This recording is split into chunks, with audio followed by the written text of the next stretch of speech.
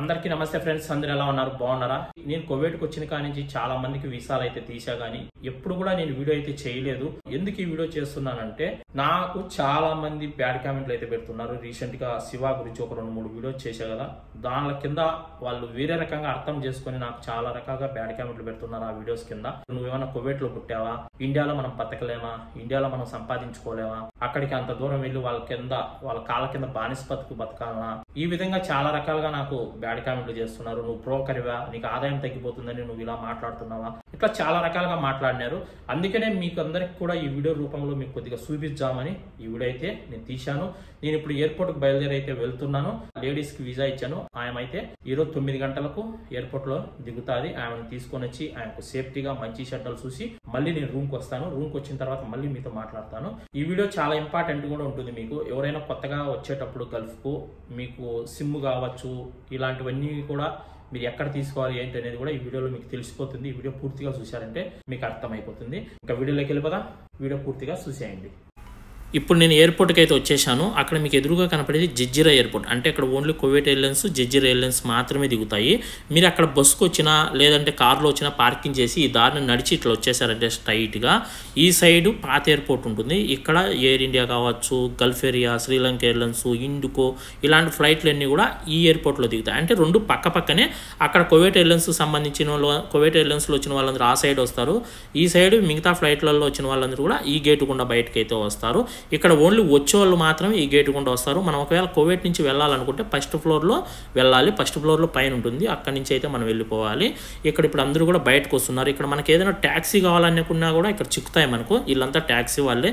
ఇక్కడ వచ్చి మనం పలానా ఏరియాకి వెళ్ళాలంటే వాళ్ళే తీసుకెళ్ళి మనల్ని అక్కడ సేఫ్టీగా అయితే వదులుతారు. మన దూరాన్ని పట్టించి బాడీగా అయితే తీసుకుంటారు. ఇక్కడ మనకు కావాల్సిన ఫుడ్ కూడా అన్నీ దొరుకుతాయి, బయట దొరుకుతాయి. అలాగే లోపల కూడా ఎయిర్పోర్ట్లో కూడా దొరుకుతాయి. మీకు అన్నీ చూపిస్తాను, చూసేయండి. ఎవరైనా సరే కువైట్కి వచ్చేటప్పుడు చాలా బాధతో వస్తాము.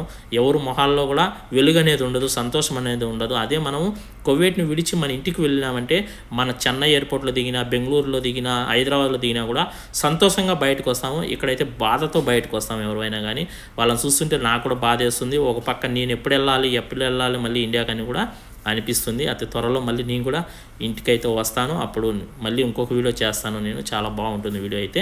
ఇక్కడ మనకి ఏదైనా సిమ్ కావాలన్నా కూడా తీసుకోవచ్చు. మన పాస్పోర్ట్ పెట్టి మనం సిమ్ కావాలంటే ఇక్కడ ఎయిర్పోర్ట్లోనే తీసుకోవచ్చు. ప్రాబ్లం అయితే ఉండదు. కొద్దిగా రేట్ ఎక్కువ ఉంటుంది. 1 దినాలు 2 దినాలు బయటికి ఇక్కడికి అంతే. ఒకవేళ మీరు ఇళ్లలో పని చేయడానికి వచ్చారంటే డ్రైవర్గా కావచ్చు, హౌస్ బాయ్ పని, దివానీ పని, లేదంటే ఆడవాళ్ళు ఏదైనా పని చేయడానికి వచ్చినా కూడా ఇళ్లలో పనిచేసే వాళ్ళకు ఇక్కడ కువైట్లో ఫ్రీగానే సిమ్ ఇస్తారు మీరు ఫ్లైట్లు దిగిన వెంటనే. లేదంటే మీకు ఇండియాలోనే ఎయిర్పోర్ట్లోనే ఫ్రీగా సిమ్ అయితే ఇచ్చేస్తారు. మీరు ఆ సిమ్ వేసుకొని ఇక్కడ మీరు ఫ్లైట్ ల్యాండ్ అయితేనే మీరు వాడుకోవచ్చు. లేదంటే మనం ఇక్కడే సిమ్ అయితే తీసుకోవచ్చు. ఒకవేళ మీ దగ్గర పాత సిమ్ ఉంది, ఆ సిమ్ రీఛార్జ్ కావాలనే ఇక్కడ చేసుకోవచ్చు. ఇక్కడ వరోడా రీఛార్జ్ చేసుకోవచ్చు. అక్కడ ఎస్టీసీ కూడా పక్కనే ఉంది.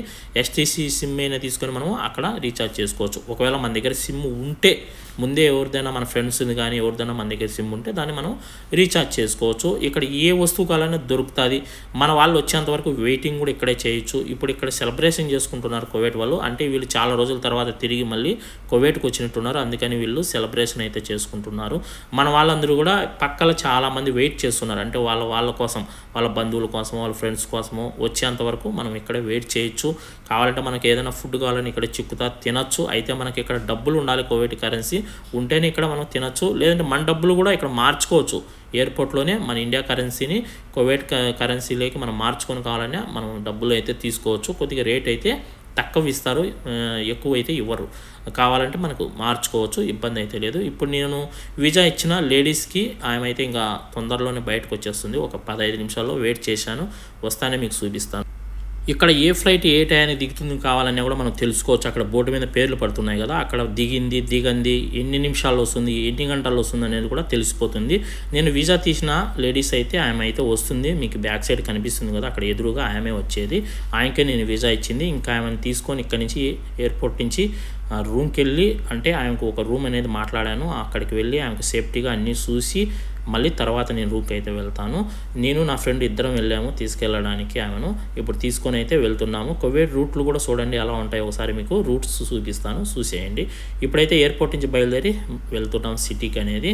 ఆయనకు టిఫిన్ కూడా చేయాలి, ఇంకా ఆయనకు టిఫిన్ పెట్టించి ఆయనకు మంచిగా తినిపించి తర్వాత ఆయనకు బెడ్డు మంచము కప్పుకోవడానికి రగ్గు అన్నీ తీయించి ఆయనకు సేఫ్టీగా చూసి తర్వాత నేను నా రూమ్కి అయితే పోతాను. అందుకే నేను చెప్పేది ప్రతి ఒక్కరికి కూడా, మనకి ఎవరైనా వీసా ఇచ్చినారంటే మనకి ఇక్కడ కావాల్సిన మంచి చెడ్డలు కొన్ని రోజుల వరకు చూస్తే మనకు ధైర్యం అనేది ఉంటుంది, మనం సేఫ్టీగా ఇక్కడ పని చేసుకోవచ్చు. కొత్తగా ఇక్కడికి వచ్చిన తర్వాత కొద్దిగా టెన్షన్ ఉంటుంది, కొద్దిగా భయం ఉంటుంది. మాకు ఇక్కడ ఎవరు లేరు, మాకు తెలిసిన వాళ్ళు లేరు, మేము ఎలా ఉండాలి, మాకు ఏదైనా ఇక్కడ ఆపద వస్తే ఎవరు ఆదుకుంటారు అనే ఒక టెన్షన్ అనేది ఉంటుంది. అదే మనకు వీసా ఇచ్చిన వాళ్ళైనా మన అన్నలాగా మన తమ్ముళ్ళలాగా మనల్ని ఆదుకొని మనకు మంచి చెడ్డ చూశారంటే ఎవరైనా సరే కొత్తగా వచ్చిన వాళ్ళు ఇక్కడ పని అయితే చేసుకుంటారు. ఏ దేశానికి వచ్చినా కూడా గల్ఫ్ దేశాలకు.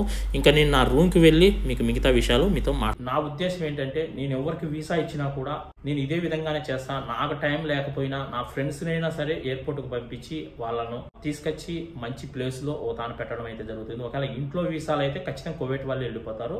మనం కువైట్ వాళ్ళకి చెప్పామంటే ఈరోజు మనిషి వస్తుంది, ఈరోజు ఆడ మనిషి అయినా మగవాళ్ళైనా మీ డ్రైవర్ వస్తున్నాడు లేదంటే మీ పని మనిషి వస్తుంది, వెళ్ళి తీసుకొచ్చుకోండి అని చెప్పామంటే కువైట్ వాళ్ళే వెళ్ళి తీసుకొచ్చుకుంటారు. అదే బయట వీసా ఇచ్చినామంటే ఖచ్చితంగా ఎవరో ఒకరు మనం అయితే వెళ్ళాలి.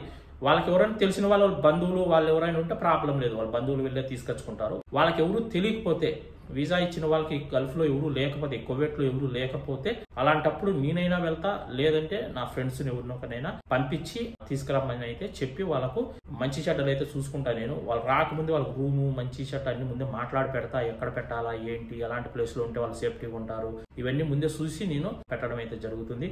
దీని కింద కూడా చాలా మంది బ్యాడ్ కామెంట్లు పెడతారు, నువ్వేం ఊరికే చేస్తున్నావా, నువ్వు ఒక 50,000 లక్ష నువ్వు సంపాదించుకుంటూ ఉంటావు అని పెడుతూ ఉంటారు.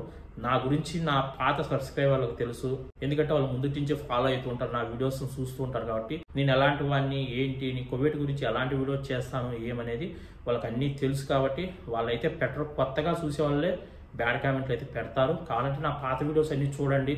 గల్ఫ్కి రావాలనుకున్న వాళ్ళకు 99% మీకు పూర్తిగా అవగాహన అనేది వస్తుంది. నేను చాలా మందికి హెల్ప్ చేశా కానీ ఎప్పుడు వీడియో పెట్టలేదు, ఇదే నేను ఫస్ట్ టైం వీడియో పెట్టడం కూడా. ఎందుకంటే ఈ బ్యాడ్ కామెంట్ చూసి పెట్టాల్సి వస్తుంది.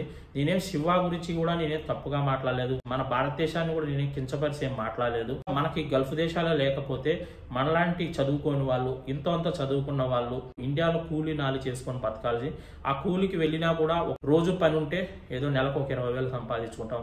ఒక రోజు పనికి పోయి ఒక రోజు పోకపోతే మనం మళ్ళీ అప్పు చేసుకొని మనం అక్కడ తినాల్సి ఉంటుంది. అదేవిధంగా మన పిల్లలను కూడా మంచి చదువులు కూడా చదివించుకోలేము. ఏదైనా అప్పులు ఉంటే అప్పులు తీర్చుకోవడానికి కూడా ఇబ్బంది పడిపోతాము. మన కుటుంబాన్ని వదిలి, మన పిల్లలను వదులుకొని, మన అమ్మా నాన్న వదులుకొని మనము ఇంత దూరం అయితే వస్తాం. ఇంత దూరం వచ్చి మనము ఎంత కష్టమైనా పడి ఇక్కడ డబ్బులు అయితే సంపాదించుకుంటున్నాం. ఒకరికి కష్టం ఉంటుంది, ఒకరికి కష్టం లేకుండా ఉంటుంది. కొందరు మంచి వాళ్ళు ఉంటారు, కొందరు మంచి వాళ్ళు ఉండరు.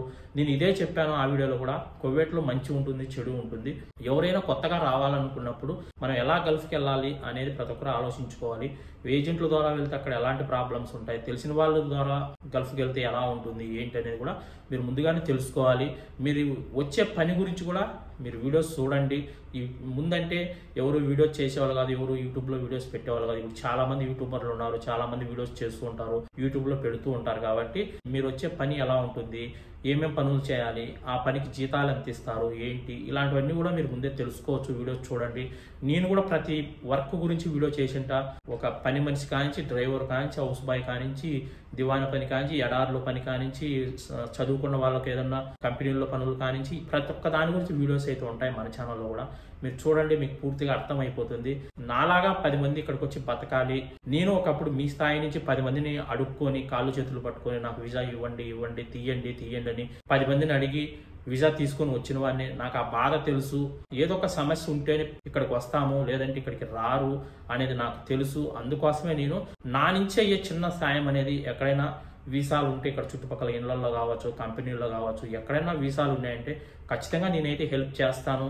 మీరు ఏ విధంగా అయినా బ్యాడ్ కామెంట్లు పెట్టుకోండి. నేనైతే అది వీసా ఇచ్చిన వ్యక్తికి నాకే తెలుస్తుంది, నేనేమైనా అతని దగ్గర డబ్బులు తీసుకుంటున్నానా తీసుకోలేదు అనేది. నేను వీసా ఇచ్చిన వ్యక్తికి నాకే తెలుస్తుంది, మూడో వానికి తెలియదు. అదంతా దేవుడు చూసుకుంటాడు. నేను ఏదైనా తప్పు చేసి ఉంటే, కువైట్లో ఇంతమంది ఉన్నారు కదా, యూట్యూబర్స్ చాలా మంది ఉన్నారు, చాలా మంది కువైట్లో పని చేస్తున్నారు. మన తెలుగు వాళ్ళే 10 లక్షల మంది పైన పని చేస్తున్నారు. మీరు ఎవరినైనా అడగండి ఒక వీసా తీయమని, ఎంతమంది సాయం చేయడానికి ముందుకు వస్తారో చూడండి మీరే. తర్వాత కావాలంటే నాకు బ్యాడ్ కామెంట్లు పెట్టండి. ఎంతో మంది యూట్యూబర్స్ ఉన్నారు, వాళ్ళకు కూడా వెళ్ళి కామెంట్ చేయండి వీడియోస్ కింద, నాకు ఒక హెల్ప్ చేయండి, నాకు ఒక వీసా తీయండి అని. కనీసం మీ కామెంట్కి రిప్లై కూడా ఇవ్వరు వాళ్ళు. ఈ వీడియో అయితే ఫ్రెండ్స్, మరొక మంచి వీడియోతో మళ్ళీ కలుసుకుందాం. అందరికి బాయ్ ఫ్రెండ్స్, జై హింద్.